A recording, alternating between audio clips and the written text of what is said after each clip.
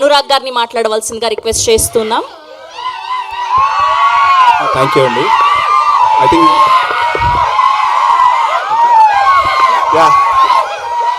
Thank you. నేను అరవమంది వాళ్ళకి అరవమని నేనే చెప్పాను. Okay thank you. యా బాబు అరవమన్నాను, ర్యాగింగ్ చేయమనలేదు. ఓకే క్విక్లీ నేను మాట్లాడాక అరవండి, మీరు టైమింగ్ మిస్ అవుతున్నారు. Okay thank you.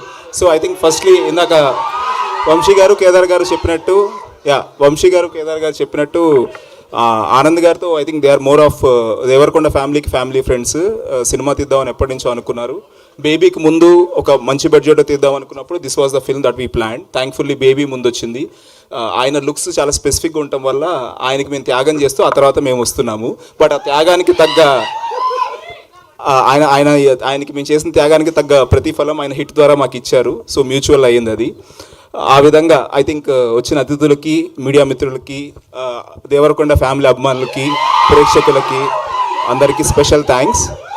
I think May 31 వస్తున్నాము. డేట్ పరంగా కూడా మీరు చూస్తే కొంచెం ఎండలు తగ్గుతున్నాయి, వానలు మొదలవుతున్నాయి, IPL అయిపోతుంది, సింగిల్ స్క్రీన్స్ ఏవైతే కొన్ని క్లోజ్ అయి ఉన్నాయో అవన్నీ కూడా స్టార్ట్ అవుతున్నాయి.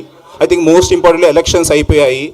ఇందాక మీరు ట్రైలర్లో చూసినా కూడా ఏదో ఒక్క వర్గానికి 80 కోట్లు ఖర్చు పెడతా అంటున్నారు.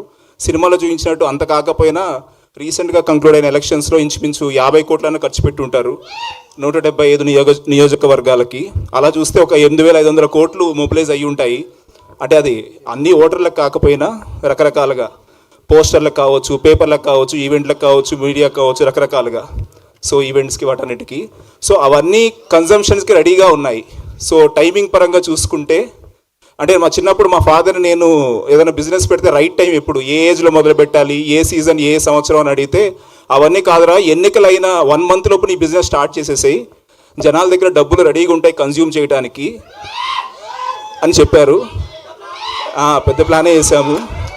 సో ఈ ప్రమేయంలో నేను బిజినెస్ స్టార్ట్ చేయలేకపోయినా కలిసి చేస్తున్న చిన్న ప్రాజెక్ట్ ఇది కరెక్ట్ టైమింగ్తో మేము 31కి వస్తున్నాము.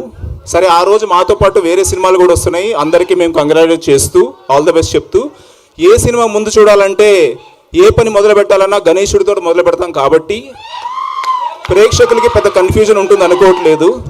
బేబీ తర్వాత ఆనంద్ గారు, ఇంటి నుంచి బయటికి వెళ్ళేప్పుడు గణేశుడు. సో మా సినిమా థియేటర్ దారులు వెతుక్కుంటూ ప్రేక్షకులు వస్తారు అనుకుంటున్నాము. వచ్చాక ఉదయ్ శెట్టి తీసిన సినిమా అందరిని ఎంటర్టైన్ చేస్తుంది అనుకుంటున్నాము.